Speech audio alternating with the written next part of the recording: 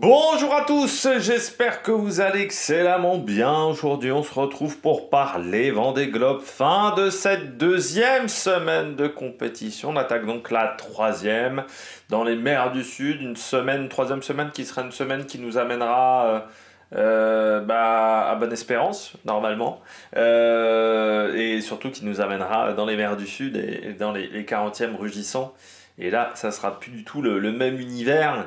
Ça sera beaucoup moins sympathique au niveau du monde extérieur pour les différents concurrents. N'hésitez pas à vous abonner à la chaîne, à réagir dans les commentaires, à mettre un pouce bleu, à partager la vidéo sur les réseaux sociaux, notamment auprès de vos proches, si vous pensez que ça peut les intéresser. Dans les commentaires, n'hésitez pas à me dire qui vous a plu, qui vous a déçu sur les 24 dernières heures. Quand vous vous abonnez à la chaîne, vous pouvez rajouter la petite cloche, comme ça vous êtes au courant des dernières vidéos qui sortent sur la chaîne. Et ça me permet surtout de me soutenir, parce que plus vous cliquez rapidement sur une notification sur une miniature, plus la vidéo est mise en avant par la plateforme, c'est-à-dire YouTube. Et puis si vous voulez me soutenir, et seulement si vous en avez les moyens, vous pouvez faire un super thanks, et je remercie les gens qui le font. Je remercie les gens également qui cliquent rapidement sur les notifications sur la miniature, les gens qui se sont abonnés sur la dernière semaine et demie, sur ces 15 jours de compétition. Puis je remercie également les gens qui partagent les vidéos auprès de leurs proches. On commence tout de suite avec ce départ de vidéo, avec comme tous les jours un petit peu le point sur la situation météo. Alors, ça commence à arriver, la fameuse dépression. Hop, hop, hop, elle est ici la dépression. L'objectif est de la prendre. Et les premiers concurrents sont dedans. C'est-à-dire qu'ils vont prendre le vent qui est au-dessus de cette dépression, ce qui va leur donner du vent excellent et surtout du vent qui passe parfaitement au niveau des voiles. Ça veut dire que demain, on va avoir certainement une très bonne journée de navigation. On devrait cumuler les milles. Les premiers vont avoir cette situation-là. Là, c'est l'idéal, vous voyez, ça évolue, hop, et ça évoluera avec leur vitesse à peu près. Donc, ils vont avoir du vent à 15-16 nœuds, quasiment des conditions de vent idéales. La mer sera peut-être pas totalement alignée. Donc ça risque de taper un peu plus, mais ils ne feront pas de navigation de près, ce qui peut arriver dans cette zone. Donc ça c'est l'idéal. Et là vous voyez, dans les heures à venir, normalement ils avanceront avec la dépression. S'ils vont assez vite, ils devraient la suivre assez longtemps, ce qui devrait les catapulter vers le cap de Bonne-Espérance qui est ici. Par contre derrière ça va être plus compliqué. Si on prend la situation, on va dire, d'un Louis Burton et d'une Isabelle Yoshke, eux, ils vont se retrouver dans une situation où ils seront derrière la dépression. Donc soit ils ont de la chance, ils arrivent à récupérer ce vent-là, mais ce vent-là, vous allez voir qu'à la fin, ils vont rentrer dans de la molle. Soit ils ont encore moins de chance, et ils vont se retrouver, hop, dans 8 heures, et dans une situation de queue de dépression. C'est comme ça que ça s'appelle.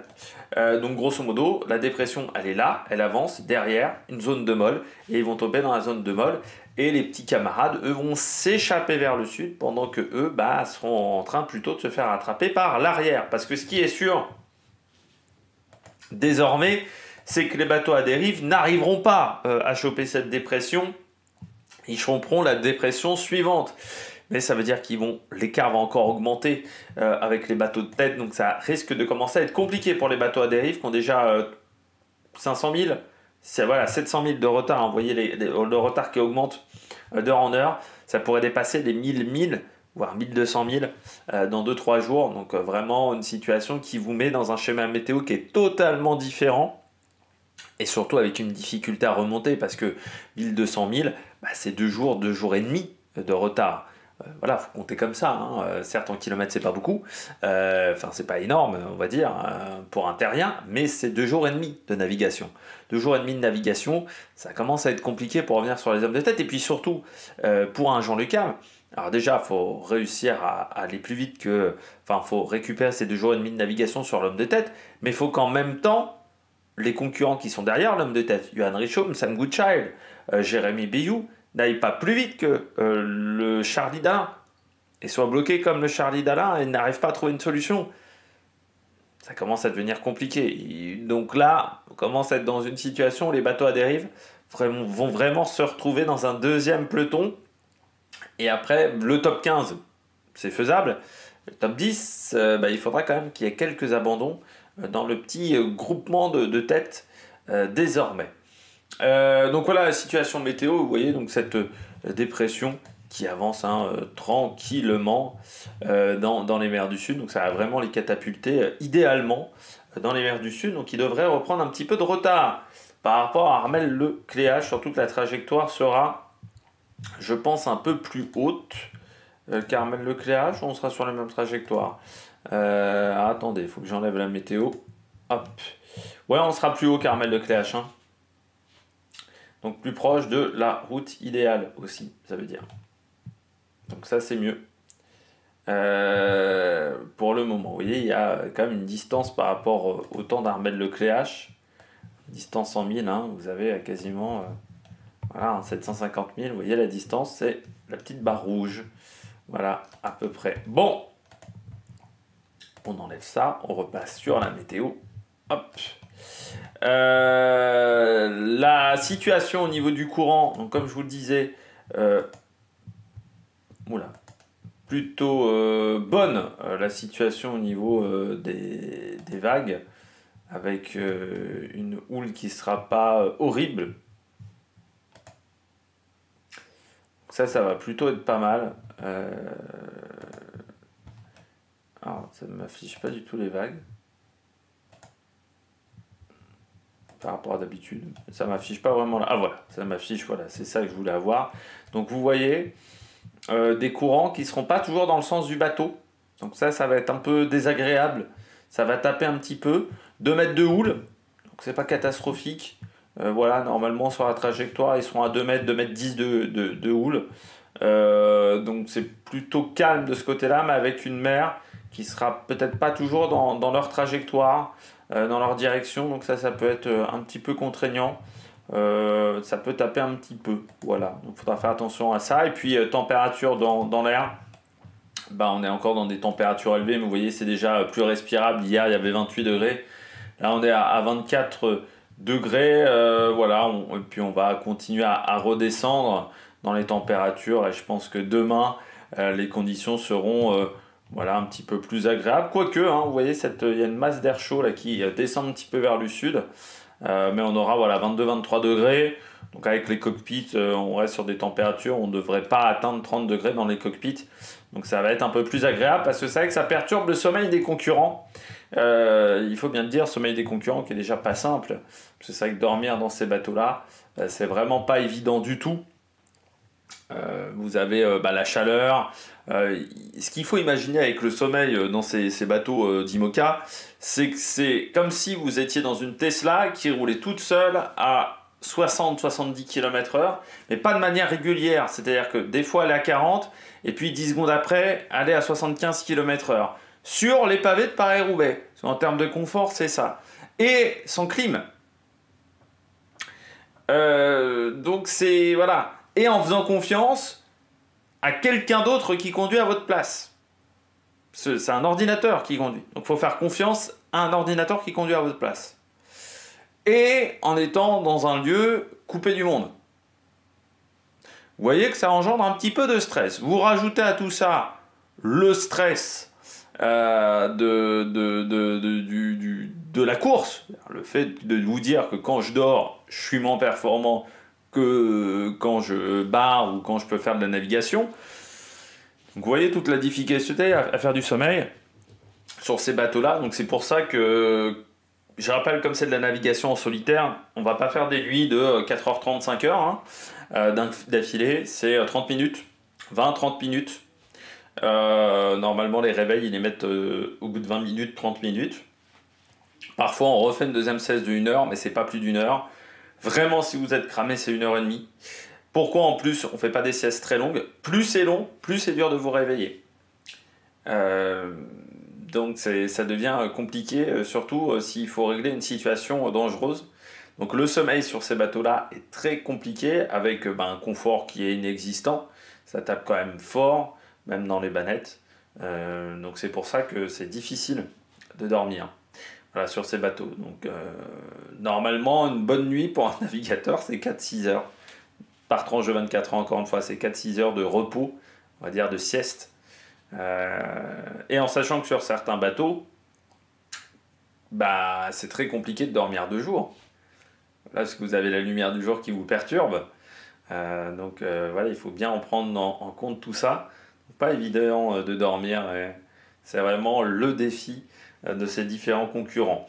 Bon, on regarde tout de suite les différents problèmes techniques des différents concurrents. On va commencer avec Alan Roura. Bon, Alan Roura qui a déjà une course qui était suffisamment difficile, hein, il l'a dit.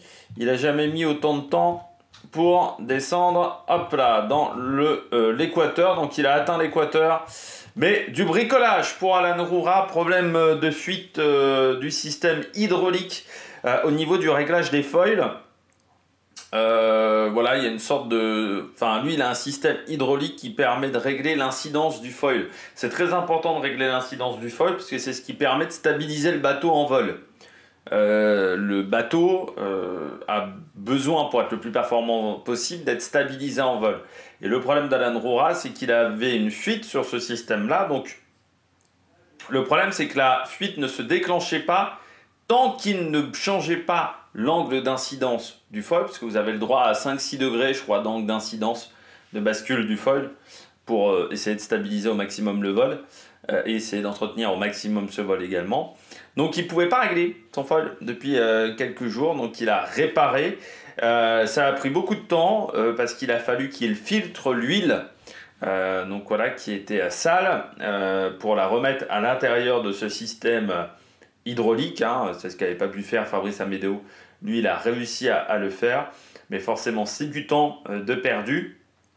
Déjà qu'il était dans un deuxième peloton, et c'est vrai qu'il était... Ouais, il y a presque une sorte de résignation quand j'ai entendu sa vacation de ce matin du côté d'Alan Roura. C'est-à-dire qu'il y a un côté où il se dit je suis pas à ma place, enfin je suis pas à la place à laquelle je voudrais être. J'essaye quand même de prendre du plaisir. Il dit qu'il regarde plus le classement des concurrents de devant. Il essaie de tracer sa route et puis il verra s'il peut revenir. Mais c'est sûr que je pense que quand il a racheté le bateau il y a 3 ans, il s'attendait pas à avoir un Vendée Globe aussi compliqué 3 ans plus tard. Et pour le moment, ça se passe pas idéalement pour Alan Roura. Autre concurrent qui a un problème de fuite également d'huile, c'est Guirec Soudé. Alors du côté de Guirec Soudé, un problème de fuite d'huile au niveau du moteur. Donc je rappelle, le moteur est plombé. Il ne peut pas servir à faire avancer le bateau. Par contre, il peut servir à régénérer les batteries du bateau. Et c'est là tout le problème du côté de Guirec Soudé. On en parlait hier du souci de fiabilité de ces moteurs qui tournent assez peu au final pendant la course, ce qui engendre plein de problèmes. Et bien lui, il a une fuite d'huile, donc il a réussi à résorber. Mais là aussi, ça a pris un petit peu de temps. Le temps, c'est du rythme de course. Donc forcément, Guirec Soudé est allé un petit peu moins vite que ses petits camarades du côté des bateaux à dérive, surtout qu'il avait eu également un gros problème du côté du poteau noir. Vous savez, je vous en avais parlé lors de la présentation du parcours, donc lors de la première vidéo de présentation, j'avais parlé des sargasses, qui est un véritable fléau. Alors les sargasses, ce sont des algues qui se mettent sur la quille, sur les safrans, en fait sur tout le dessous du bateau. C'est des algues qui envahissent l'Atlantique, notamment vers l'équateur, hein, à partir du Cap-Vert, même un petit peu avant le Cap-Vert. Ce sont des algues qui sont dans les alizés. L'océan Atlantique se réchauffe, tous les océans se réchauffent, bien plus vite même que la Terre, et forcément ça transforme l'habitat marin. On le voit notamment avec les coraux, mais on le voit aussi avec les sargasses, qui avant n'étaient pas un problème, et depuis une dizaine d'années, c'est un vrai problème quand on passe dans ces zones-là.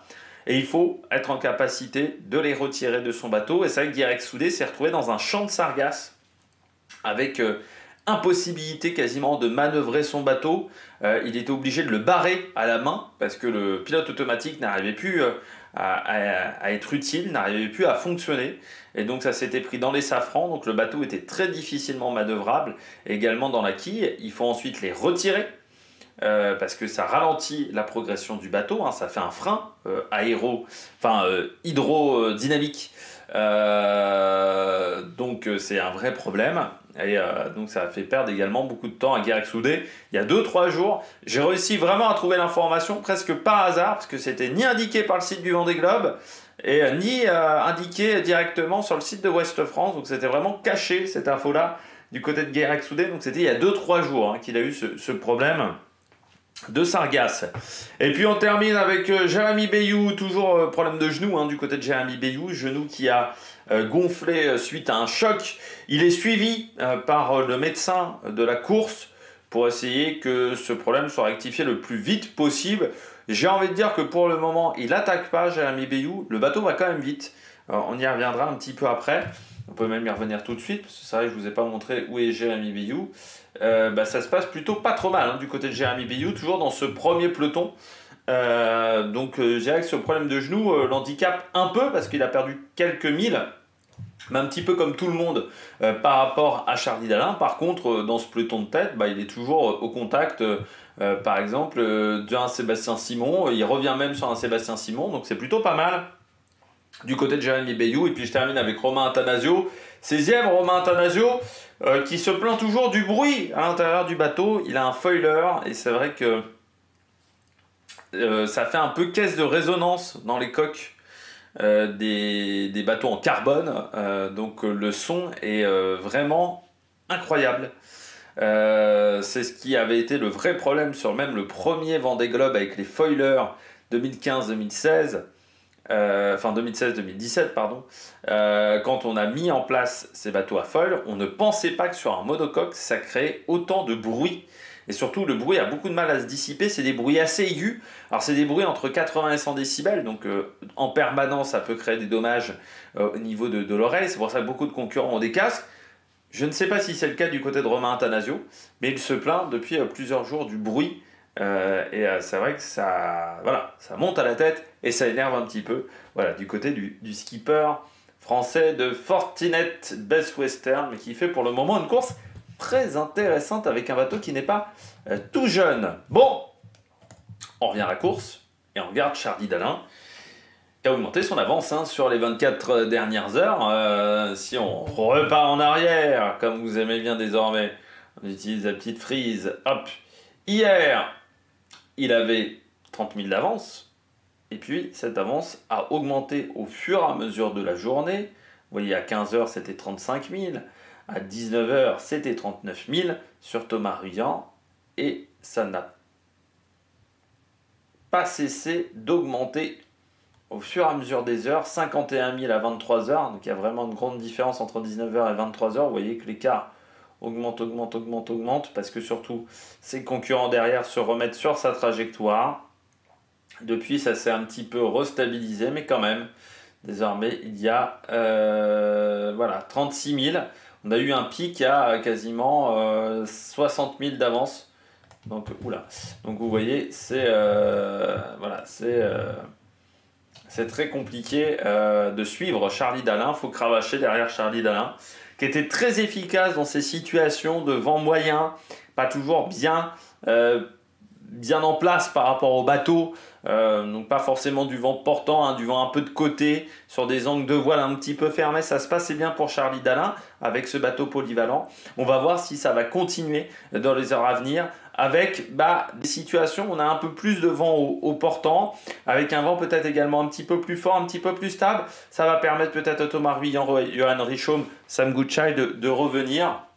Mais très bonne journée de navigation pour Charlie Dalin. 537 000 de parcourus pour le moment en 24 heures. Donc on n'est pas très loin du record.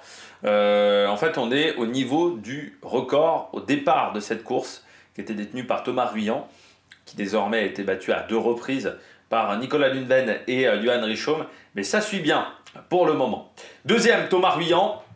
On voit que sur les 4 dernières heures, même Thomas Ruyant a repris 10 000 par rapport à Charlie Dalin. Donc on voit que là, dans ces conditions-là, il arrive à avancer plus vite. Quasiment 26 nœuds du côté de Thomas Ruyant. Ça bombarde sur son vulnérable. Et là, en ce moment, son objectif, c'est de cravacher. Il est un peu plus sud que Charlie Dalin. Et surtout, il est dans des conditions où son bateau, là, navigue très très fort. Donc, il attaque Thomas Ruyant. Il sait que c'est là où son bateau est le plus performant. Et vous voyez, donc, sur les 10 dernières heures, l'écart s'est un petit peu réduit. On était à 51 000 à 23 heures hier. 52 même quasiment. 58 à 3 heures du matin. Et puis depuis, ça s'est bien réduit. 47 000 à 7 heures. Et désormais 36,9 à 11 h, donc on voit que ça va un petit peu plus vite. Bagarre entre Yuan Richomme et Sam Goodchild pour la 3e place provisoire pour le moment. Yuan Richomme qui était 3e hier, mais Sam Goodchild était revenu sur le podium pendant la nuit, comme vous pouvez le voir, et il est repassé en 3e position. Pour quelle raison? Tout simplement parce qu'il est sur une route qui est plus proche de la route idéale, qui est en rouge, mais qu'on voit difficilement là. Voilà, il est plus proche de la route idéale que ses petits camarades. Donc c'est ce qui fait la petite différence au niveau trajectoire, tout simplement, du côté de Yuan Richomme. Derrière, on retrouve Sébastien Simon. Pas une super journée pour Sébastien Simon. 96 000 de parcouru sur les 4 dernières heures, mais vous voyez, il fait partie des concurrents qui ont fait moins de 500 000 hier. Seulement 486 000 de parcouru par rapport à Yuan Richomme, qu'on a fait 511 000. C'est-à-dire quasiment 25 000 de moins. Et on va voir que ça se voit bien sur la cartographie. Si on remonte à hier, Yuan Richomme était derrière Sébastien Simon. Il y avait 2000 d'écart. Et depuis... alors non, ça c'était... Voilà, je me suis trompé de jour. Sinon, j'étais bien. Pardon, voilà. Et là, vous voyez, Sébastien Simon, au fur et à mesure de la journée, eh bien, Yuan Richomme va lui passer devant. Parce que là, vous voyez, les deux bateaux sont l'un sur l'autre. Hop, Sébastien Simon, c'est le bateau, celui-là. En surbrillance légèrement, et vous voyez que Yuan Richomme va vraiment le déposer dans l'après-midi, et Sébastien Simon, là, entre 15 h et 19 h, a été moins rapide que Yuan Richomme, et après, eh bien, l'écart a augmenté. Et surtout, il faut regarder que derrière, ça revient également sur lui. Si on regarde Jérémy Bayou, avec également Lundven et Bestaven, ça revient un petit peu sur lui. Voilà, donc vous voyez, Jérémy Bayou et Bestaven et Lundven, tout le monde revient sur Sébastien Simon. Comme je disais, Jérémy Bayou, pas mal pour le moment. Sur les 24 dernières heures, vous voyez, il était toujours en bagarre avec Bestaven et Lundven. Ça fait depuis 3-4 jours que les trois ne se séparent plus. Et surtout, eh bien, ça avance vite pour le moment pour ces trois concurrents-là. Et Paul Meillat commence à avoir du mal à tenir. Et surtout, Justine Métro. On va revenir même sur Paul Meillat. Voilà, qui tient toujours la cadence quand même. Mais il essaye, il s'accroche. Voilà, il s'accroche. Paul Meillat, c'est un peu son objectif. C'est plus compliqué pour Justine Métro. Vous voyez, seulement 431 000 de parcouru, c'est-à-dire 100 de moins que Charlie Dalin en 24 heures. Donc c'est pas l'idéal pour Justine Métro qui se retrouve à 136 000. Et surtout, quand on regarde les concurrents à côté d'elle, 472 pour Paul Meillat, Samantha Davis 454. Il n'y a que Clarisse Kremer. Non, même Clarisse Kremer a fait un peu plus de 1000 qu'elle. Il faut aller voir même Benjamin Dutreux, donc c'est peut-être Pip Air, voilà, qui a fait 431 000, et Romain Attanasio, qui sont dans des conditions de vent qui sont un petit peu moins bonnes. Elle l'a dit, elle était un peu plus à l'est que ses petits camarades et avec un peu moins de vent. Plus à l'ouest, pardon, que ses petits camarades. Clarisse Kremer et Samantha Davis, mais un peu plus à l'est que le peloton que vous voyez ici avec Charlie Dalin. Et avec son bateau, elle n'a pas réussi à tenir la cadence. Vous voyez, hier, il y avait 95 000 de retard. Et ça n'a pas cessé d'augmenter. Et puis surtout, Paul Meillat, elle était proche hier de Paul Meillat. Il y avait 1 000 d'écart à 11 h. À 17 h même, il n'y avait qu'un 1000 d'écart entre les deux. Elle était revenue un petit peu sur Paul Meillat. Et Paul Meillat a repris de l'avance assez nettement. Dans le vent faible, vous voyez, elle est tombée un petit peu dans la molle, pendant que les concurrentes devant étaient dans du vent qui était bien plus fort. Et après, bien, c'est plus compliqué de suivre la cadence et de relancer la machine. Ça a été compliqué également pour Clarisse Kremer et Samantha Davis, comme vous le voyez, qui, elles, sont tombées dans de la molle. Donc dans du vent un petit peu moins fort, à peine dineux. C'est vrai que Clarisse Kremer, en fin d'après-midi, hier, était un petit peu énervée parce que son bateau avançait pas. Et puis 10 minutes après, son bateau allait à 30 nœuds. Donc elle a eu du vent un petit peu plus instable. Donc peut-être un petit peu moins de repos pour Clarisse Kremer. De son côté, Boris Herman, lui, essaye toujours de limiter la casse dans ces situations de vent qui sont loin d'être idéales pour son bateau. 425 000 de parcouru sur les 24 dernières heures. c'est ça, dans 462 000, parce que voilà, j'avais pas les bons chiffres, donc c'est-à-dire qu'il a repris 20 000 à Clarisse Kremer, et surtout, eh bien, il a repris une trentaine de mille à Justine Métro, mais par rapport à la tête de course, eh bien, l'écart augmente. Hier, il y avait, à la même heure, on était à 197 000, et désormais, on est à plus de 250 000. Voilà pour Boris Herrmann, ce qui fait une grosse demi-journée désormais d'écart. Mais vous voyez, par rapport à Benjamin Dutreux, par rapport à Pipe Air, eh bien, il a réussi en fin de nuit à reprendre un petit peu l'avantage avec du vent un petit peu plus fort. Donc son bateau arrive à être un peu plus performant que le bateau de Benjamin Dutreux et surtout que le bateau de Pipe Air qui est de génération 2016-2017, le bateau de Pipe Air. Et puis on voit donc Romain Attanasio, toujours là, plutôt une bonne course, 16e. Lui, son objectif, c'est de rentrer dans le top 15. Et puis Damien Seguin, 376 000.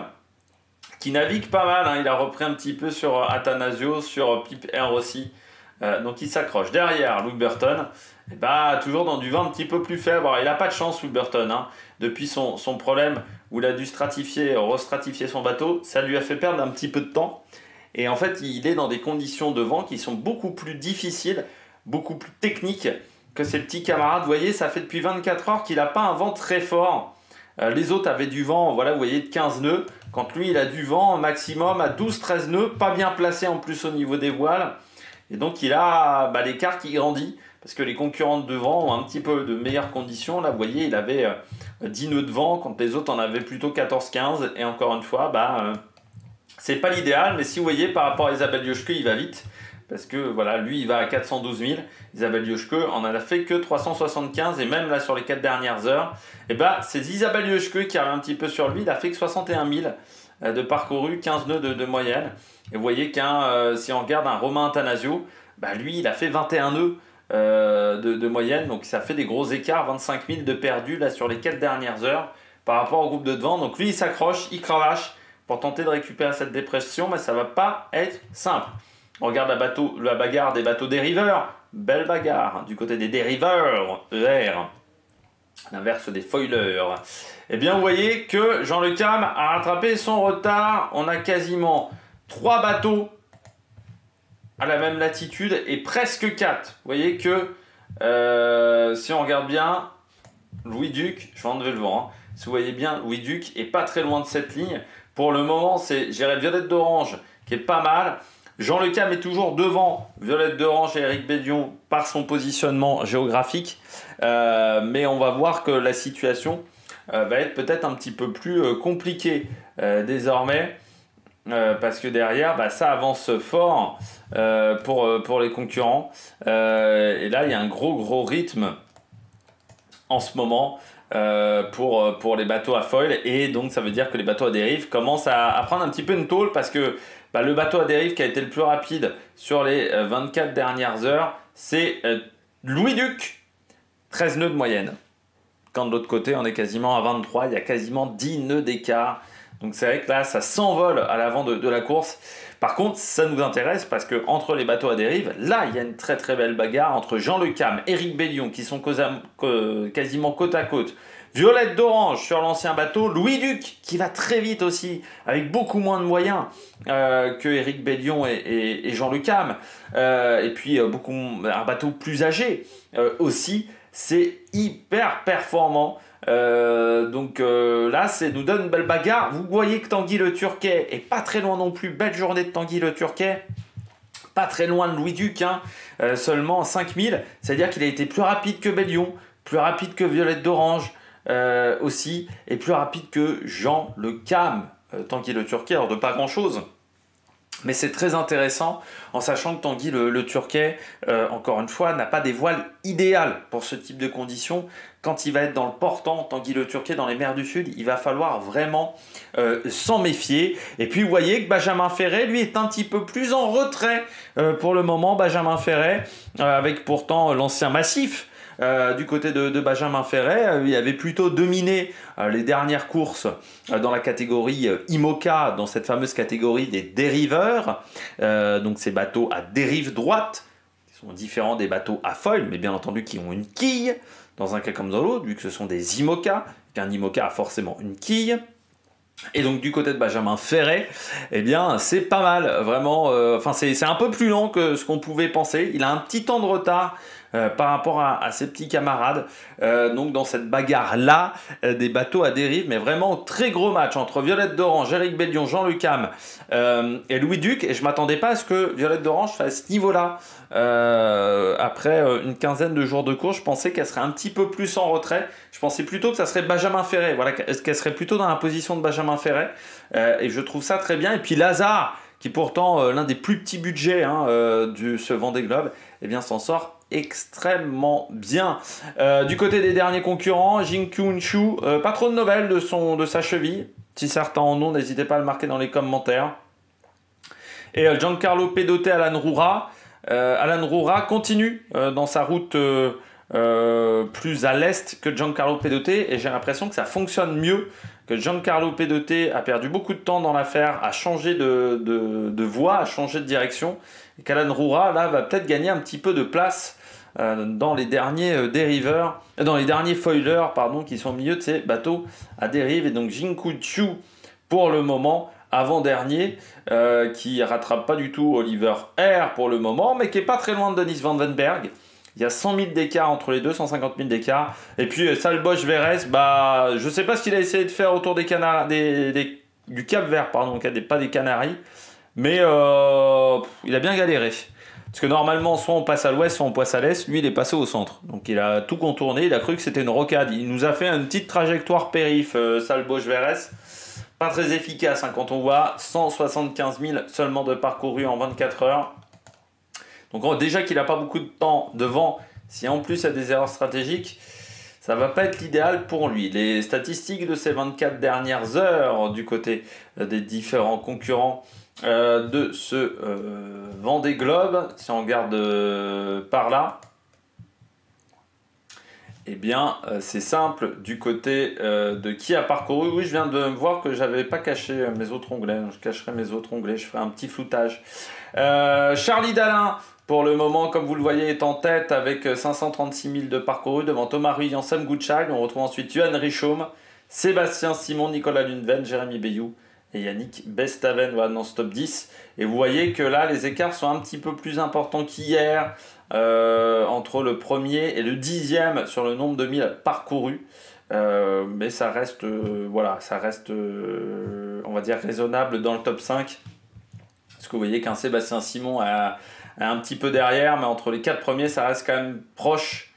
Mais voilà, Charlie Dalin qui a réussi à aller un petit peu plus vite que ses camarades.